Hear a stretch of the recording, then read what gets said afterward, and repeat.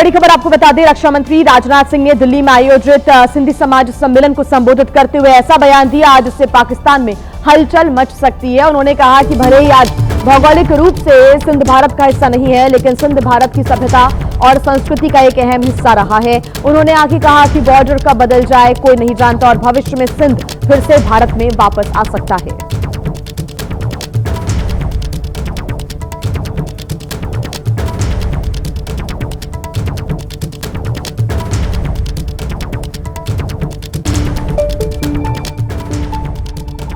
आज सिंध की भूमि, मेरे बहनों भाइयों, यह भारत का हिस्सा भले ही न हो, लेकिन सभ्यतागत रूप से सिंध हमेशा भारत का हिस्सा रहेगा। और जहां तक जमीन की बात है तो बॉर्डर्स तो बदल सकते हैं, क्या पता कल को सिंध भारत में फिर से वापस आ जाए।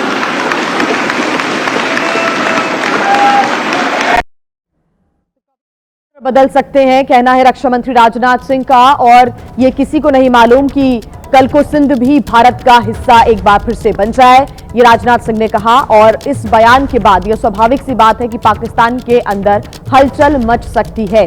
आपको बता दें कि सिंधी समाज सम्मेलन को संबोधित कर रहे थे राजनाथ सिंह और इसी दौरान उन्होंने ये बयान दिया है। उन्होंने कहा है कि भले ही आज भौगोलिक रूप से सिंध भारत का हिस्सा नहीं है, लेकिन सिंध भारत की सभ्यता और संस्कृति का एक अहम हिस्सा है।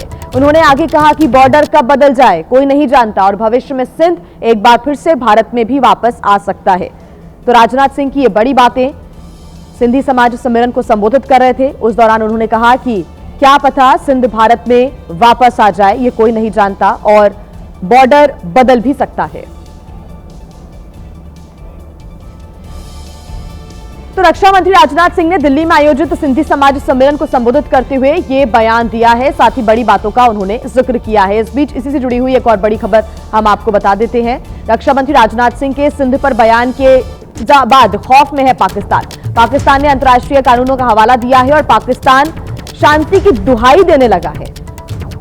तो ये लगातार माना जा रहा था रक्षा मंत्री राजनाथ सिंह के बयान के बाद कि पाकिस्तान के अंदर हलचल मचेगी, और अब ऐसा लग रहा है कि पाकिस्तान इस बयान के बाद अब खौफ में है और अंतर्राष्ट्रीय कानूनों का हवाला दे रहा है, शांति की दुहाई दे रहा है।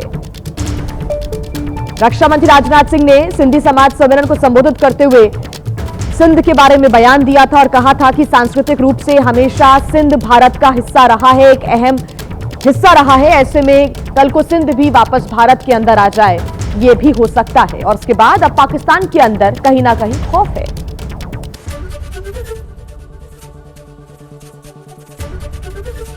एबीपी गंगा, खबर आपकी, जुबान आपकी।